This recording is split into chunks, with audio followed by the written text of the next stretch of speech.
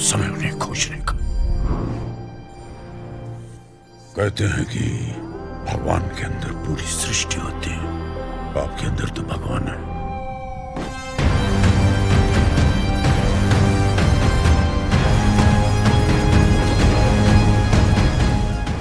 कल के लिए आज को मार डालेंगे तो कल होगा ही नहीं। मैं बुझा लूंगा। एक बड़ी बाउंड्री, वन शॉट, कॉम्प्लेक्स चले जाओ।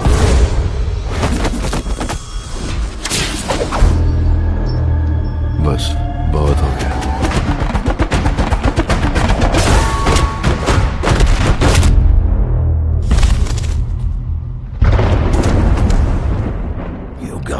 गए और कितने मौके मिले तुम्हें, पर इंसान ना बदले ना बदलेंगे। मैं खड़ा काल के अंत पे,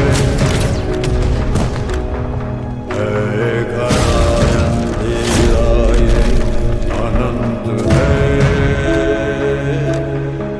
पाप है, नाश है, केशव क्यों न आए धरती की कोख से जन्म लेकर आ जाओ, सृष्टि का चक्र घुमा धर्म बनकर आ जाओ। केशव मैं आज तक एक भी फाइट नहीं हारा, ये भी नहीं हारूंगा।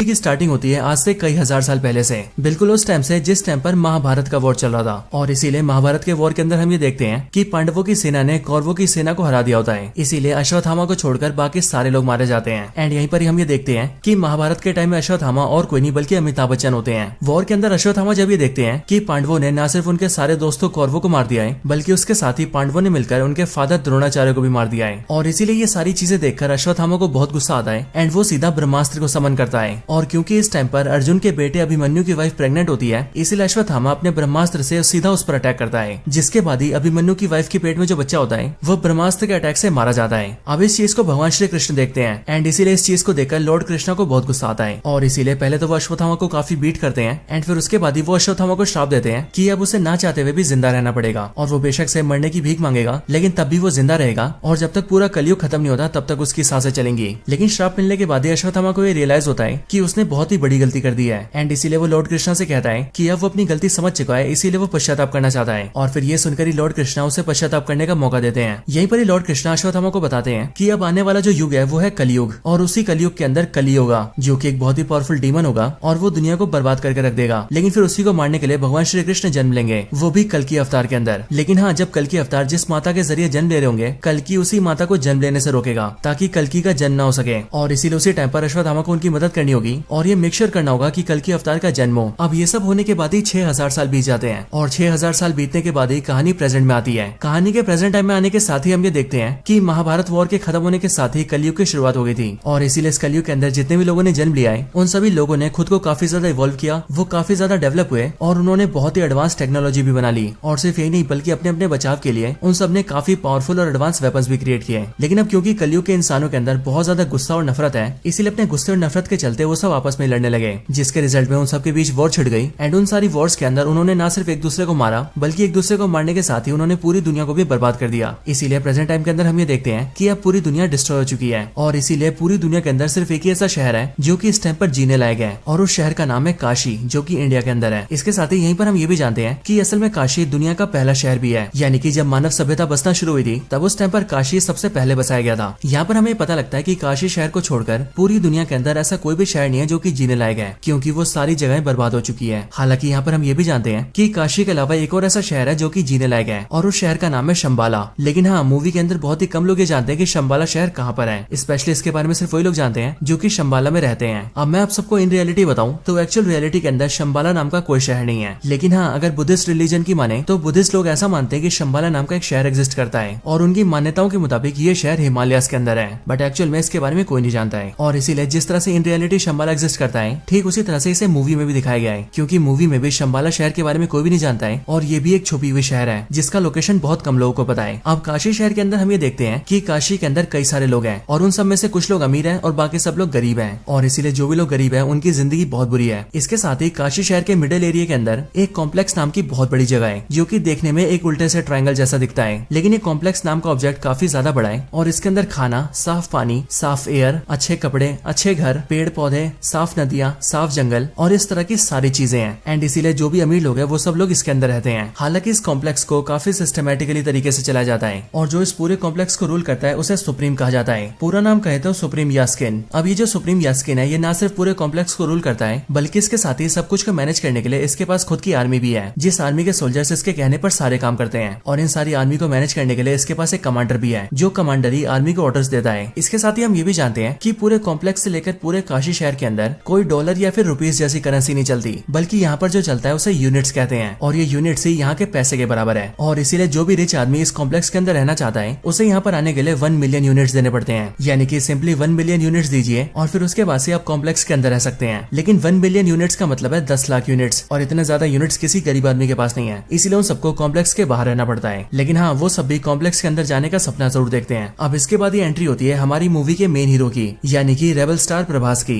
जिनके कैरेक्टर का इस मूवी के अंदर नाम है भैरवा। भैरवा की एंट्री होने के साथ ही हम ये जानते हैं कि भैरवा काशी शहर के अंदर ही रहता है। लेकिन हाँ, भैरवा की कोई फैमिली नहीं है, ना ही उसके मदर और फादर है और ना ही भाई बहन है, एंड इसीलिए भैरवा अकेला अपनी जिंदगी बिताता है। लेकिन इसके साथ ही हम ये भी जानते हैं कि भैरवा काफी अच्छा फाइटर है और वो लड़ने के बहुत सारे तरीके जानता है। अब वैसे देखा जाए तो साउथ इंडियन फिल्मों के जितने भी हीरो होते हैं वो सब लड़ने में तो वैसे एक्सपर्ट होते हैं, इसीलिए यहाँ पर भैरवा यानी कि प्रभास भी बाकियों से काफी पावरफुल है। हालांकि इसके साथ ही हम ये भी देखते हैं कि भैरवा एक काफी अच्छा इंसान है, लेकिन हाँ, भैरवा का भी ये सपना है कि वो एक दिन कॉम्प्लेक्स के अंदर जाए और वहाँ जाकर एक मजे की जिंदगी बिताए। लेकिन हाँ, अब क्योंकि कॉम्प्लेक्स के अंदर जाने के लिए 1 मिलियन यूनिट्स देने पड़ते हैं, इसीलिए भैरवा अब तक कॉम्प्लेक्स के अंदर नहीं जा पाया है, क्योंकि उसके पास इतने यूनिट्स ही नहीं है। और इतने सारे यूनिट्स तो क्या, बल्कि उसके पास कुछ भी नहीं है, इसीलिए वो दूसरों से यूनिट्स मांग मांग के उधारी पे जीता है और टाइम से किसी का भी उधार नहीं चुकाता है। हालांकि एक दिन हम ये देखते हैं कि काशी के अंदर शंबाला का एक स्पाई घुस जाता है और इसीलिए उसे कई सारे गुंडे पकड़ रहे होते हैं, क्योंकि शंबाला से जो भी लोग आते हैं या फिर स्पाई आते हैं उन सबको पकड़कर अगर कॉम्प्लेक्स को सौंपा जाए तो कॉम्प्लेक्स के सोल्जर्स का कमांडर उस आदमी को काफी बड़ी बाउंटी देता है, मतलब कि काफी बड़ा इनाम देता है। और इसीलिए यहाँ पर जैसी भैरवा उस स्पाई को देखता है वैसे वो उन सारे गुंडों से फाइट करता है और उन सबको बीट करके शंबाला के स्पाई को पकड़ लेता है। हालांकि उसके पकड़ने के बाद ही भैरवा को पता लगता है कि असल में शंबाला का वो स्पाई एक आम आदमी है जो कि बस यहाँ पर कॉम्प्लेक्स की तहकीकात करने आया है। लेकिन अब क्योंकि उसे तो सिर्फ यूनिट चाहिए थे ताकि वो कॉम्प्लेक्स के अंदर जा सके, इसीलिए वो स्पाई की बात नहीं मानता है और उसे अपने घर में बंद कर देता है ताकि कुछ टाइम बाद ही वो उसे कॉम्प्लेक्स को सौंप दे और कॉम्प्लेक्स से उसे 10,000 यूनिट्स मिले। और फिर इसी तरह से धीरे धीरे करके वो कई सारी यूनिट जोड़े और जब उसके पास 1 मिलियन यूनिट्स हो जाए तो वो कॉम्प्लेक्स के अंदर जाए। हालांकि इसके कुछ टाइम बाद ही हम दिशा पटानी को भी देखते हैं, जिसका इस मूवी के अंदर रॉक्सी नाम होता है और वो बेसिकली मूवी के अंदर भैरवा की गर्लफ्रेंड होती है। रॉक्सी जब भैरवा से मिलती है तब हमें पता लगता है कि भैरवा ने उधार लेने के मामले में रॉक्सी को भी नहीं छोड़ा है और उसने रॉक्सी से भी कई सारे यूनिट्स उधार ले रखे हैं। लेकिन इन सबसे हटकर रॉक्सी भैरवा को बताती है कि उसकी कॉम्प्लेक्स के अंदर जॉब लग गई है एंड उसे कल से कॉम्प्लेक्स के अंदर जाना है और वहाँ जाकर साफ सफाई करनी है। लेकिन जैसे भैरवा कॉम्प्लेक्स का नाम सुनता है वैसे वो रॉक्सी से कहता है कि वो कल बस एक दिन के लिए उसे अपने साथ लेकर जाए, क्योंकि उसका भी ये सपना है कि वो कॉम्प्लेक्स को अंदर से देखे। अब इसके लिए रॉक्सी एग्री कर जाती है और वो भैरवा को अपने साथ कॉम्प्लेक्स के अंदर ले जाती है। अंदर आने के बाद ही भैरवा को बहुत खुशी होती है, क्योंकि वो देखता है कि कॉम्प्लेक्स अंदर से बहुत सुंदर है, वहाँ बहुत सारा साफ पानी है, खाने के लिए बहुत कुछ है, वहाँ नदियाँ हैं, जंगल है और इसी तरह की बहुत सारी सुंदर सुंदर चीजें हैं। एंड इसलिए ये सब देखकर भैरवा थोड़ा पागल हो जाता है और वो रॉक्सी के साथ मिलकर सब कुछ के मजे लेने लगता है। लेकिन हाँ, कुछ टाइम बाद ही वो सोल्जर्स के हाथों पकड़ा जाता है, जिस वजह से कॉम्प्लेक्स के सोल्जर्स भैरवा को बाहर निकाल देते हैं। लेकिन हाँ, जब भैरवा को कॉम्प्लेक्स से निकाल दिया जाता है तब उसका कॉम्प्लेक्स के अंदर जाने का और भी ज्यादा मन करने लगता है, क्योंकि उसने कॉम्प्लेक्स के अंदर का ट्रेलर जो देख लिया होता है। एंड इसीलिए भैरवा ये डिसाइड करता है कि वो जल्दी से जल्दी कॉम्प्लेक्स के अंदर जाकर ही रहेगा और कॉम्प्लेक्स के अंदर ही जिंदगी बिताएगा। अब इसके बाद ही सीन शिफ्ट होता है और हमें सीधा कॉम्प्लेक्स के अंदर का नजारा दिखता है। कॉम्प्लेक्स के अंदर हम एक बहुत बड़ी सी लैब को देखते हैं, जिस लैब के अंदर बहुत सारी लड़कियां होती हैं और कई सारे साइंटिस्ट होते हैं जो कि उन सब पर रिसर्च कर रहे होते हैं। लेकिन फिर इसके बाद ही हमें कॉम्प्लेक्स का सुप्रीम दिखता है, यानी कि सुप्रीम यास्किन। और फिर यहीं पर ही हमें पता लगता है कि सुप्रीम यास्किन ही एक्चुअल में कली है।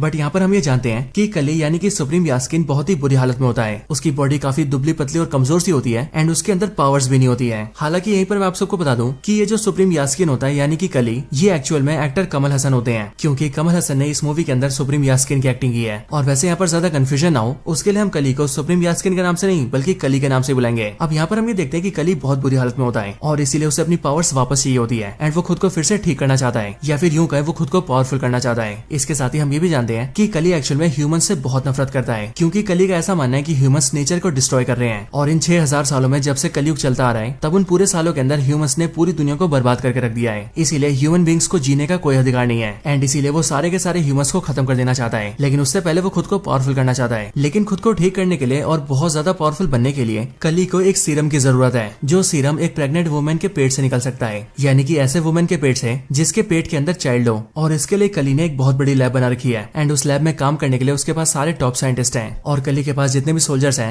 वो उनकी मदद से बहुत सारी लड़कियों को पकड़ के लाता है और उन सबको अपनी लैब के अंदर कैद करके रखता है। और फिर उसके बाद ही कली उन सारी लड़कियों के अंदर सीडिंग करता है, जो कि बेसिकली एक साइंटिफिक एक्सपेरिमेंट है, जिसके जरिए वो लड़कियों को प्रेग्नेंट करता है। लेकिन यहाँ पर वो नॉर्मली प्रेग्नेंट नहीं करता है, बल्कि वो सीडिंग करने के लिए किसी स्पेशल मेथड का यूज करता है, और सीडिंग में कुछ स्पेशल मिलाता भी है, जिसके बाद लड़कियां प्रेग्नेंट होने लगती हैं। हालांकि यहाँ पर हम ये भी देखते हैं कि यहाँ पर जितनी भी लड़कियों के ऊपर सीडिंग की जाती है, उनमें से सारी की सारी लड़कियां प्रेग्नेंट नहीं होती हैं। इसीलिए जो भी प्रेग्नेंट होती हैं, उन सबको अलग जगह रखा जाता है, एंड उन्हें रहने के लिए और खाने पीने के लिए सब कुछ बहुत ही बढ़िया दिया जाता है। लेकिन जो भी लड़कियां सीडिंग के बाद भी प्रेग्नेंट नहीं हो पाती, उन सबको लैब के अंदर स्लेव बनाया जाता है, यानी कि गुलाम। और फिर वही सारी स्लेव लड़कियां सभी प्रेग्नेंट हुई लड़कियों की सेवा करती हैं, और जो भी उन्हें हेल्प चाहिए होती है वो सारी हेल्प भी करती हैं। हालांकि यहीं पर हम ये भी जानते हैं कि कली को जिस सीरम की जरूरत है, वो सीरम उसी प्रेग्नेंट लड़की के पेट से निकल सकता है, जो कि 121 डेज से ज्यादा टाइम से प्रेग्नेंट हो, यानी कि वो कम से कम 4 महीने के प्रेग्नेंट हो। लेकिन यहाँ पर हम ये देखते हैं कि कली की सीडिंग की वजह से यहाँ लैब में जितनी भी लड़कियों को प्रेग्नेंट किया जाता है, वो सभी लड़कियां 90 या फिर 91 डेज से ज्यादा जी नहीं पाती हैं। मतलब कि उन सब की 3 महीने में ही मौत होने लगती है।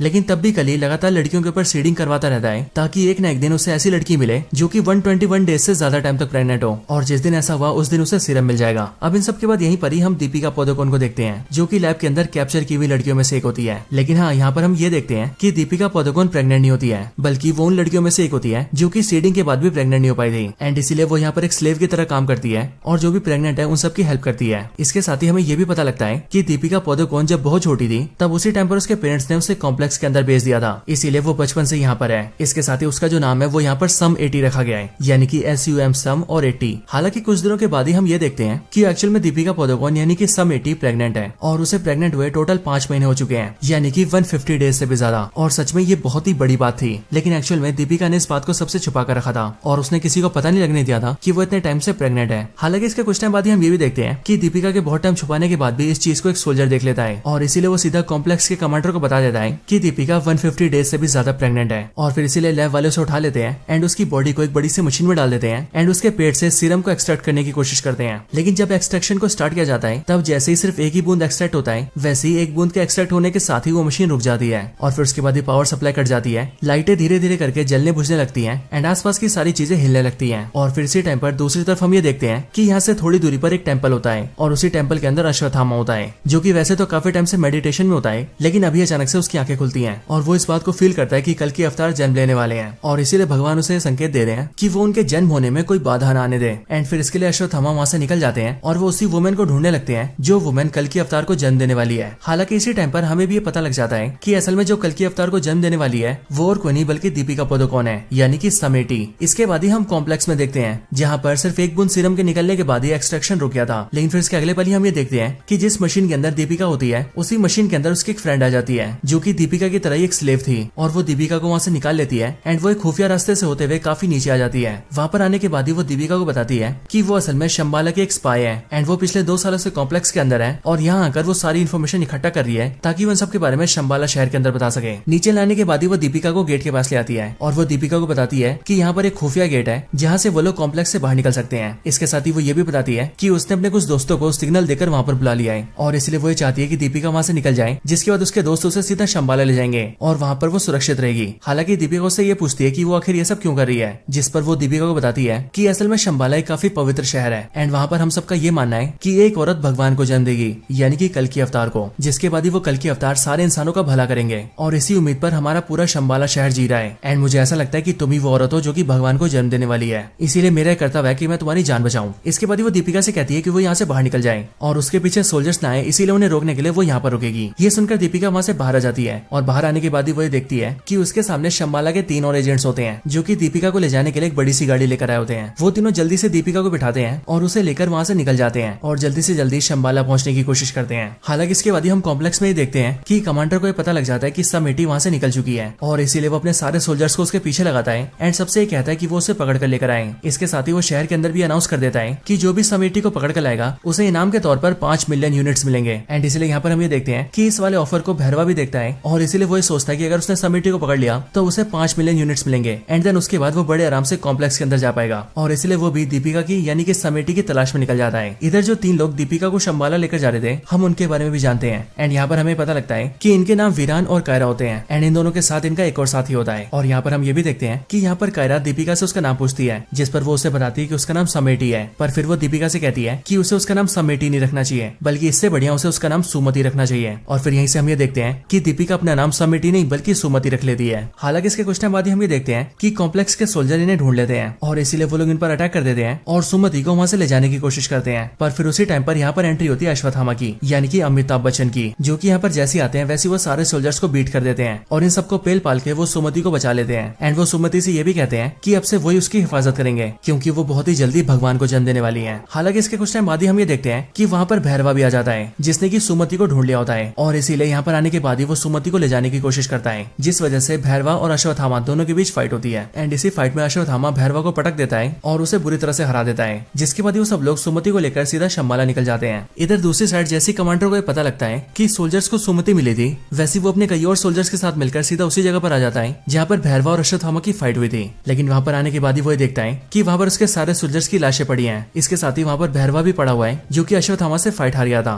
यहाँ पर कमांडर भैरवा को अरेस्ट करने के ऑर्डर्स देता है, इसीलिए सोल्जर्स भैरवा को अरेस्ट कर लेते हैं। लेकिन अरेस्ट होने के बाद ही भैरवा कमांडर से कहता है कि जब वो लोग सुमति को यहाँ से लेकर जा रहे थे तब उसने ये सुना था कि वो लोग शंबाला जा रहे हैं और कोई भी नहीं जानता कि शंबाला कहाँ पर है, लेकिन वो अकेला ऐसा इंसान है जो कि शंबाला जा सकता है। इसीलिए अगर कमांडर उसे सिर्फ एक मौका देंगे तो वो उनके लिए सुमति को ले आएगा। ये सुनकर कमांडर एग्री कर जाते हैं और वो भैरवा को एक मौका देते हैं और वो उससे कहते हैं कि अगर वो सुमति को शंबाला से लेकर आ गया तो फिर उसके बाद वो खुद ही उसे कॉम्प्लेक्स के अंदर एंट्री देंगे एंड फिर उसके बाद से वो कॉम्प्लेक्स के अंदर बड़े आराम से रह पाएगा। अब इसके बाद ही भैरवा सीधा अपने घर आता है और घर आकर शंबाला के उस स्पाई को आजाद कर देता है जिसे उसने आज से काफी टाइम पहले पकड़ा था। हालांकि इसे आजाद करने के बाद ही भैरवा से ट्रैप में फंसाता है क्योंकि भैरवा उससे कहता है कि अब कॉम्प्लेक्स वाले उसे कभी भी कॉम्प्लेक्स के अंदर एंट्री नहीं देंगे और इसीलिए उसे किसी को पकड़ने का कोई फायदा नहीं है एंड इसीलिए वो इसे इस टाइम पर आजाद कर रहा है। पर यह बात सुनकर शंबाला का जो स्पाई होता है वो भैरवा से कहता है कि उसे कॉम्प्लेक्स के अंदर जाने की ज्यादा सोचनी भी नहीं चाहिए बल्कि इसकी बजाय उसे उसके साथ शंबाला जाना चाहिए जो कि वैसे ही काफी सुंदर शहर है और वहाँ पर उनके साथ जाकर उसे अच्छाई का साथ देना चाहिए क्योंकि ये कॉम्प्लेक्स वाले बहुत ही बुरे इंसान है। ये सुनकर भैरवा एग्री कर जाता है क्योंकि एक्चुअल में ये उसके प्लान का हिस्सा होता है और फिर वो शंबाला के उस स्पाई के साथ सीधा शंबाला जाता है एंड शंबाला के अंदर आते ही वो शंबाला के स्पाई को यानी कि अपने साथी को बेहोश कर देता है और फिर वो उसे धोखा देकर सीधा सुमति के पास जाता है और वो सीधा अश्वत्थामा का रूप ले लेता है और अश्वत्थामा के रूप में आकर वो सुमति को अपने साथ ले जाने लगता है। लेकिन बाहर आते उसे अश्वत्थामा घेर लेता है जिसके बाद ही भैरवा और अश्वत्थामा के बीच एक और फाइट होती है। लेकिन अब क्योंकि भैरवा इस बार तैयारी करके आता है इसलिए वो अश्वत्थामा को काफी अच्छी टक्कर देता है। लेकिन इन दोनों के फाइट के दौरान ही हम ये देखते हैं कि शंबाला के पास कॉम्प्लेक्स का कमांडर अपने बहुत सारे सोल्जर्स के साथ आ जाता है और वो सीधा शंबाला पर अटैक करके अंदर घुस जाता है, जिसके बाद शंबाला के सारे सोल्जर्स भी इकट्ठा होते हैं और फिर शंबाला के सोल्जर्स और कॉम्प्लेक्स के सोल्जर्स दोनों के बीच फाइट होती है और यहाँ पर हम एक बहुत ही बड़ी वॉर को देखते हैं। लेकिन इस वॉर के अंदर कमांडर अपने सोल्जर्स के साथ मिलकर शंबाला के सारे सोल्जर्स को बहुत बुरी तरह से मार रहा होता है। इस टाइम पर ही हमें यह भी पता लगता है कि असल में अश्वत्थामा के हाथ में जो हथियार है वो एक्चुअल में उसका नहीं बल्कि कर्ण का हथियार है एंड इसीलिए यहाँ पर अश्वत्थामा के हाथ का जो हथियार होता है वो अचानक से गिरकर सीधा भैरवा के हाथ में आ जाता है। लेकिन जैसे वो भैरवा के हाथ में आता है वैसे वो हथियार चमकने लगता है और भैरवा की पावर्स भी बहुत ज्यादा बढ़ जाती है और फिर सीधा यहाँ पर फ्लैशबैक आता है और फ्लैशबैक के जरिए हम ये जानते हैं कि असल में भैरवा ही महाभारत के टाइम का अर्जुन है और यहाँ पर उसकी अर्जुन वाली असली पावर्स जाग चुकी है और फिर इसके लिए भैरवा कुछ टाइम के लिए अर्जुन बन जाता है और वो सीधा कमांडर के सारे सोल्जर से लड़ने लगता है एंड फिर वो सारे सोल्जर्स को मार देता है और एंड में वो कमांडर को भी मार देता है और फिर इस तरह से वो सुमति को बचा लेता है। लेकिन फिर जैसे वो अपना हथियार छोड़ता है वैसे हम ये देखते हैं कि वो एक बार फिर से भैरवा बन जाता है, यानी कि वही भैरवा जिसे कॉम्प्लेक्स के अंदर जाना है और इसीलिए होश आते वो सीधा सुमति को उठाता है और उसे लेकर अपनी गाड़ी में बैठ जाता है और वहाँ से सीधा अपनी गाड़ी को फ्लाई करता है और शंबाला से निकल जाता है। इस टाइम पर अश्वत्थामा उसे रोकने की कोशिश करता है लेकिन वो भी भैरवा को रोकने में फेल हो जाता है और भैरवा सुमति को लेकर अपने साथ निकल जाता है। अब इसके बाद ही हमें सीधा कॉम्प्लेक्स का सीन दिखाया जाता है जहाँ पर हम कली को देखते हैं। अब आपको याद हो तो जिस टाइम पर सुमति का एक्सट्रैक्शन चल रहा था उस टाइम पर मशीन के बंद होने तक वहाँ पर एक बूंद सीरम को निकाल लिया गया था एंड इसलिए यहाँ पर हम ये देखते हैं कि उसी एक बूंद सीरम को सीधा कली के हाथ में दिया जाता है और फिर कली जैसे उसे लेता है वैसी सीरम के उस एक बूंद को वो अपनी बॉडी में डाल लेता है और जैसे वो एक बूंद सीरम कली की बॉडी में जाता है वैसे हम ये देखते हैं कि कली की दुबली पतली और कमजोर सी बॉडी बहुत ही पावरफुल और मस्कुलर हो जाती है और वो बहुत ज्यादा शक्तिशाली हो जाता है। और फिर इसके बाद ये कली डिसाइड करता है कि अब उसे बाकी का पूरा सीरम चाहिए और इसके लिए वो खुद ही सुमति को ढूंढेगा और उसके अंदर से सारा सीरम निकाल लेगा और जब ऐसा होगा तब कली इतना ज्यादा पावरफुल हो जाएगा कि तब उसे रोकने वाला कोई भी नहीं होगा, यहाँ तक कि भगवान भी नहीं। हालांकि दोस्तों यहीं पर ये मूवी एंड हो जाती है और इसीलिए जब इस मूवी का नेक्स्ट पार्ट आएगा तभी हमें पता लगेगा कि इसकी आगे की स्टोरी में क्या होने वाला है। लेकिन हाँ दोस्तों तब तक के लिए इसकी स्टोरी यहीं पर एंड होती है।